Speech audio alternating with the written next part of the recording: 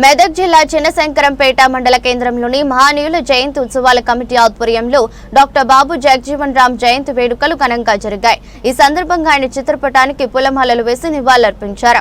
అనంతరం నాయకులు మాట్లాడుతూ సమాజంలోని అణగారిన వర్గాల అభ్యున్నతికి తన జీవితాన్ని అంకితం చేసిన ప్రముఖ రాజకీయ నాయకుడు, సామాజిక సంస్కర్త బాబు జగజీవన్ రావు అని కొనియాడారు।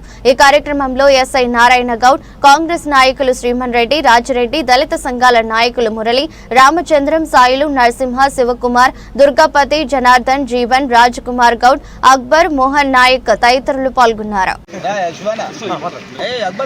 చిన్నశంకరంపేట మండల కేంద్రంలో బాబు జగజీవన్ రామ్ గారి 118వ జయంతి కార్యక్రమాన్ని ఎస్సీ, ఎస్టీ, బీసీ, మైనారిటీ, అగ్రకుల నాయకులతోటి ఘనంగా నిర్వహించడం సంతోషకరమైన విషయం। డాక్టర్ బాబు జగజీవన్ రామ్ గారి చరిత్ర చాలా గొప్పది। కాంగ్రెస్ పార్టీలో ఉన్నత స్థాయికి ఎదిగి భారత ఉప ప్రధానిగా ఎదిగినటువంటి గొప్ప నాయకుడు।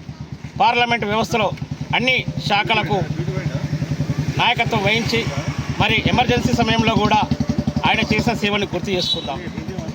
ఆయన చేసిన సేవలు భారత రాజ్యాంగం డాక్టర్ బాబాసాహెబ్ అంబేద్కర్ గారు రాస్తే పార్లమెంటు వ్యవస్థలో వాటిని అమలు చేయడంలో కీలక పాత్ర వహించినటువంటి బాబు జగజీవన్ రామ్ గారు మరి చరిత్ర మనం తెలుసుకోవాలి।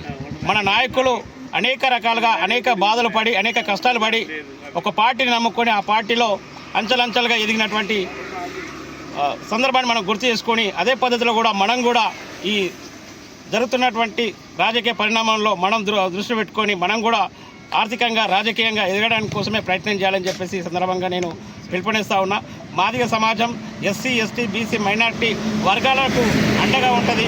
మరి ఆ రోజు బాబు జగజీవన్ రామ్ గారు కాంగ్రెస్ పార్టీని నమ్ముకొని ఈరోజు కూడా ఎస్సీ, ఎస్టీలు అంటేనే కాంగ్రెస్ పార్టీ। మరి కాంగ్రెస్ పార్టీలో చేస్తున్నటువంటి సంక్షేమ పథకాలు కానీ వాళ్ళు చూపిస్తున్నటువంటి ఎస్సీ, ఏబిసిడి వర్గీకరణ మొన్న మన అసెంబ్లీలో తీర్మానం చేసి పంపించినటువంటి ఘనత కాంగ్రెస్ పార్టీకి ఉంది। కాబట్టి కాంగ్రెస్ పార్టీ ఏ చేసినా ఎస్సీ, ఎస్టీలకి పనిచేస్తుందని చెప్పి సందర్భంగా గుర్తు చేస్తూ మాదిగ ఉపకులాలు ఎప్పటికీ రుణపడి ఉంటారని చెప్పేసి తెలియజేస్తున్నాం।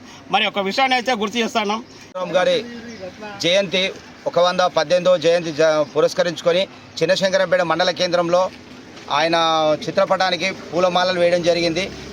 ఆయన ఒక ఎస్సీ దళిత కాన్సెప్ట్ దళిత జాతిలో పుట్టి ఒక ఉప ప్రధానిగా కావడము గర్వనీయ చర్చనీయాంశము।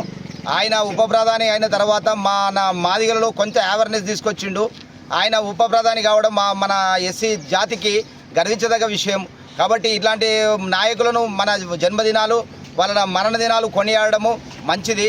ఈ జాతికి ఆయన చేసిన ఒక సూచకప్రాయము అంబేద్కర్ గారు చేసినటువంటి రాజ్యాంగం వలన ఈ దేశం పరిపాలన నడుస్తుంది।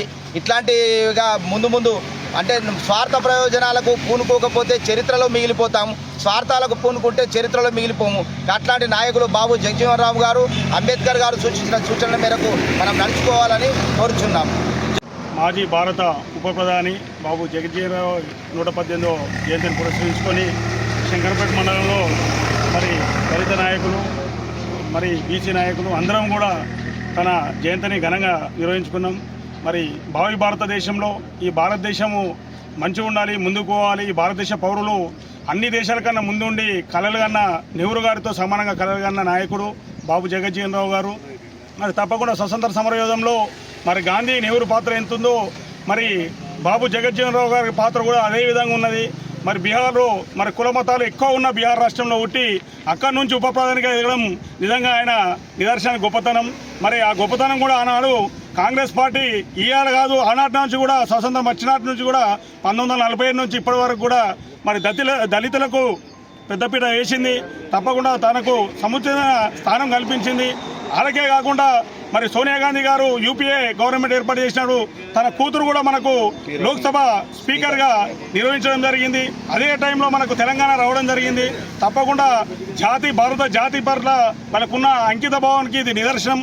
తప్పకుండా భావి భారత మరి ముద్దు బిడ్డలు వారి ఆశయాలను సాధనను ముందుకు తీసుకుపోయి దేశాన్ని ముందుకు తీసుకుపోయి అనేక కార్మిక చట్టాలు తెచ్చారు, అనేక పంచవార్షిక ప్రణాళికలతో ఈ దేశం ముందుకు ఎలా పోతుంది। మరి 1947 స్వాతంత్రం తర్వాత ఈ దేశ పరిస్థితి మరి కరెంట్ లేదు, మరి ఎక్కడ కూడా పెద్ద పెద్ద సిటీలలో తప్ప అక్కడ బ్రిటిష్ పరిపాలించిన పెద్ద పెద్ద మరి మద్రాసు, కలకత్తాను, ముంబై తప్ప మరి ఎక్కడ కూడా కరెంట్ లేదు. ఆ పరిస్థితుల్లో అనేక పంచవర్ష ప్రణాళికలు రచించి మరి ఈ దేశం ముందుకు పోవాలని మరి నేటి ఆనకట్టలే ఆధునిక ఆలయాలుగా పేరుగొంచిన నెహ్రూ గారు, బాబు జగజ్జీవన్ గారు మరి ఈ దేశ ముఖ చిత్రాన్ని పూర్తిగా మార్చేశారు. తప్పకుండా భవిష్యత్తులో ఈ భారతమని వాళ్ళని తప్పకుండా గుర్తుపెట్టుకోవాలి, వాళ్ళు చూపెట్టిన దారిలో ప్రయాణించాలని మనస్ఫూర్తిగా కోరుకుంటున్నారు.